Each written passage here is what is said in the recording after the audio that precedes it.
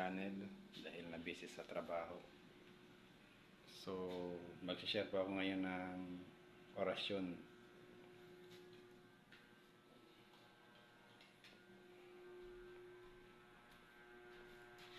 Karating ko lang galing trabaho.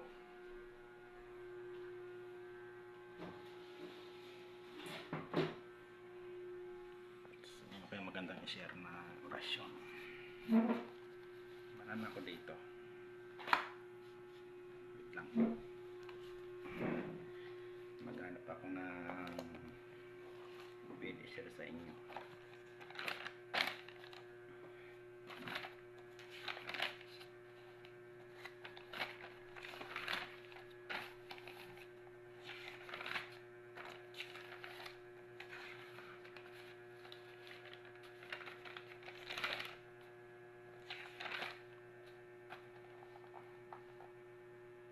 So ito siguro yung share ko sa inyo, yung sa San Benito, sa sa pagtatawas, kung paano nyo malalaman kung ang nagpapasakit dun sa tao na yon ay tikbalang o barang, unano, diablo, tao o Diyos. Ito po yung orasyon niya na sasambitin.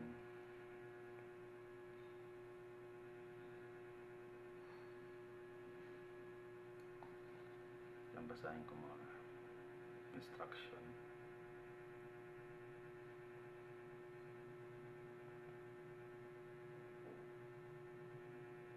Yan, ito na.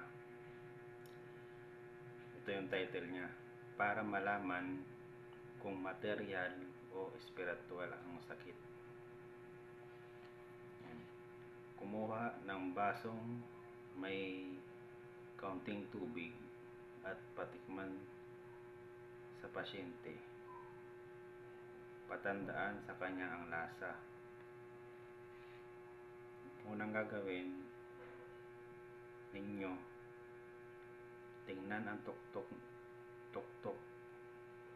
ng pasyente, saka bigkasin sa sarili ang mga salitang ito, saka ihip sa tuktok ng may sakit. Ito yung orasyon. Sanctus Dios, Sanctus Fortis, Sanctus Immortalis, Arisumad, Arimorum,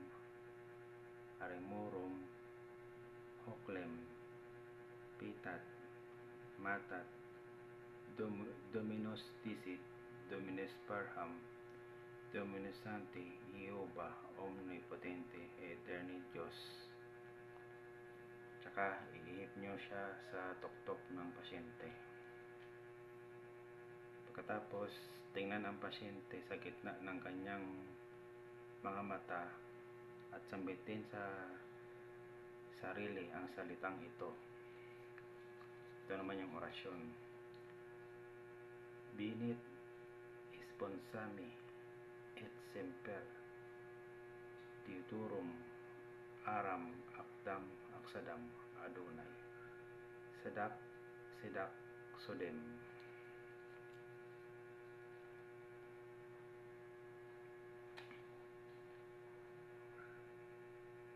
Tapos maghintay ng 5 minuto.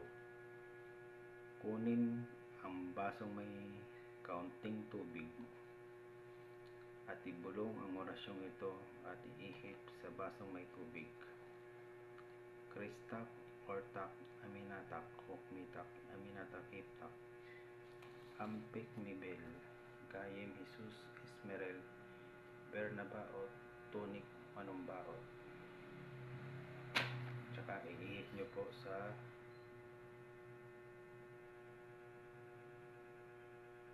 basong may tubig. At ipainom ang tubig sa may sakit. Kung magbago ang lasa ng tubig, ay spiritual ang karamdaman nito. Ang lasa ng tubig ay magpapakilala kung anong uri ng espiritu ang namiminsala sa pasyente.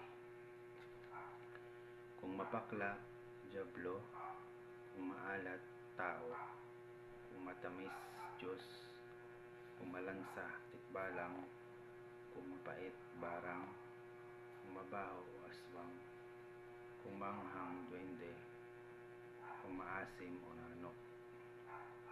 So, yun, parang ano siya, tawas. Malalaman mo yung sakit ng pasyente sa pamagitan ng tubig. Ito yung tawas sa tubig.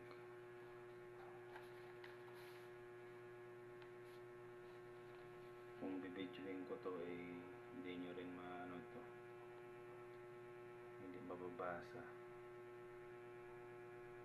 So, mag-i-edit pa ako nito. Bibidyoin ko na lang. Teka lang.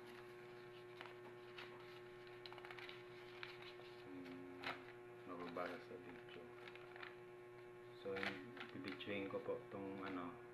Tingnan natin kung mababasa nyo sa video. Guys.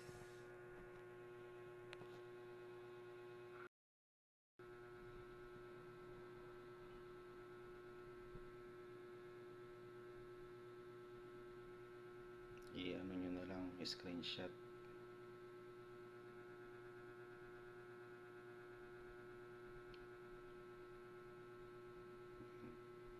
Screenshot nyo na lang.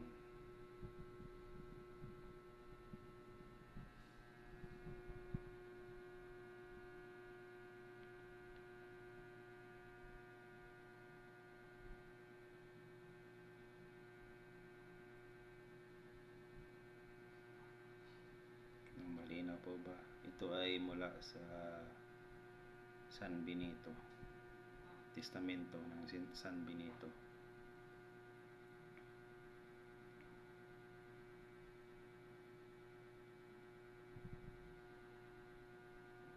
Okay na po ba?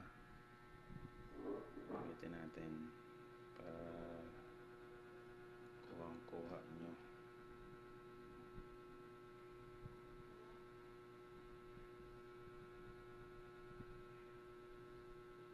Kasi kung mag-i-edit pa ako kasi pagod na ako papahinga na lang ako.